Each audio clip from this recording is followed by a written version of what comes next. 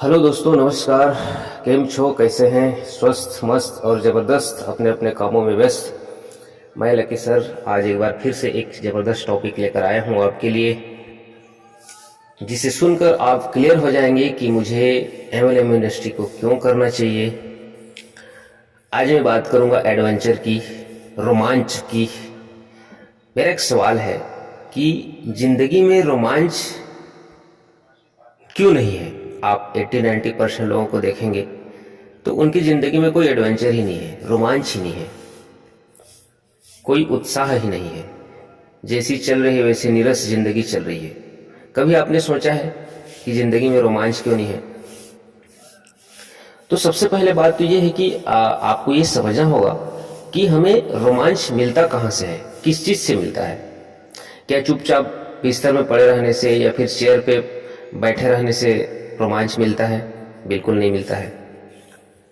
तो असल में बात यह है कि रोमांच हमें मिलता है कुछ ऐसा काम अगर हम करें जो असंभव सा लगे और खतरनाक हो, तब हमारा मन बहुत ज़्यादा रोमांचित होता है।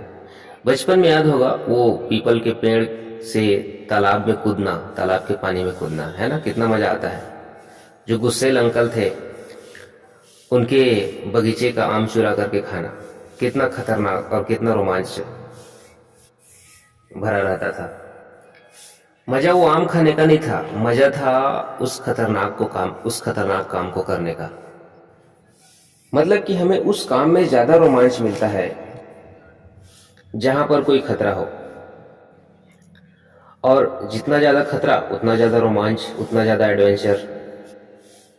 लेकिन इंसान जैसे जैसे बड़ा होने लगता है, जैसे जैसे मैच्योर होने लगता है, जैसे जैसे पढ़ा लिखा होने लगता है, वैसे वैसे एडवेंचर लेने में, रोमांचक काम करने में घबराने लगता है, खतरनाक काम करने से घबराने लगता है।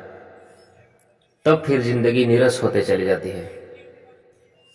जिंदगी में कोई बड़ा उठापटक नहीं है, कोई खतरा नहीं है, कोई हार जीत नहीं है, तो फिर जिंदगी न्यूट्रल, नीरस पड़ी हुई है। लेकिन जब आप एमएलएम करते हो तो जिंदगी आपको एक बार फिर से मौका देती है एडवेंचर करने का, रोमांच भरी जिंदगी जीने का। ऐसा मैं इसलिए बोल रहा हूं क्योंकि आप वो काम करते हो यहां पर जो करने से आपका मन डरता है।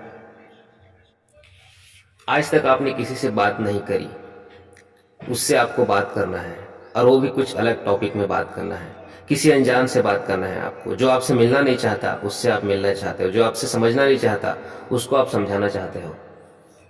आपका मन घबराते रहता है कि बोलूं कि नहीं बोलूं, क्या बोलूं क्या ना बोलूं, मना तो नहीं कर देगा, समझा पाऊंगा कि नहीं समझा पाऊंगा, जीत मिलेगी या हार।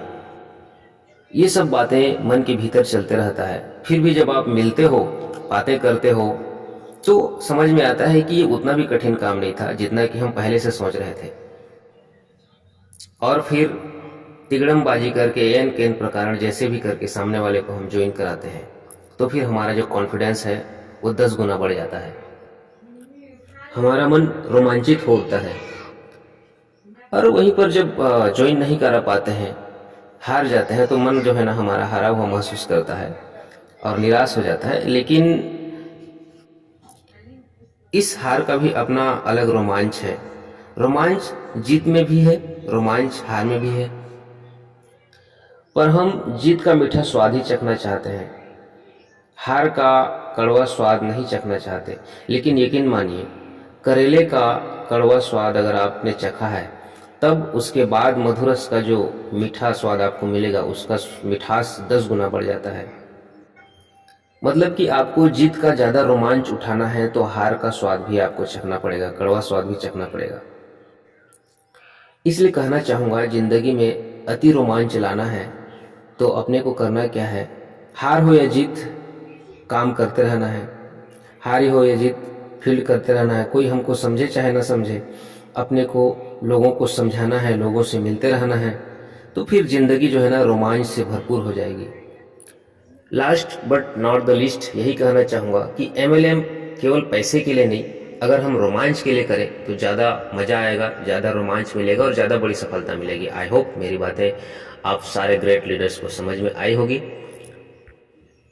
अगर आप मेरे वीडियो को पसंद करते हैं तो लाइक करें, सब्सक्राइब करें और अपने दोस्त यारों तक ये वीडियो ज़रूर शेयर करें। Thank you. फिर मिलेंगे नेक्स्ट टॉपिक पे, तब तक के लिए थैंक यू वेरी मच।